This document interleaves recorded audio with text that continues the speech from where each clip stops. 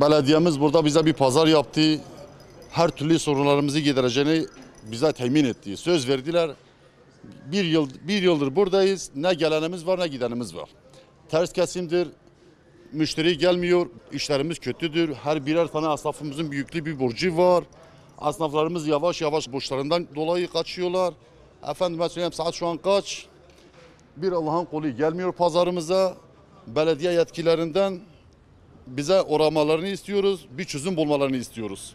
15 yılda pazarcıyız abi. En son bizi buraya yerleştirdiler. Eski pazar şeyin oradaydı. Şu Güres'in başındaydı. Orada elhamdülillah çok iyi iş yapıyorduk. Buraya bizi bir koydular. Abi iş yok. Saat olmuş 3. Tam 3. Şu an tam 3. Baksana abi 10 tane müşteri yok pazarda yani. Tezgahların hepsi boş. Valla sanatçılarımız çoktur. Fazla iş yok. Millet buraya gelemiyor. Hani iş fazla yok burada. Aslında silk pazarı bir yerde olsa daha iyi.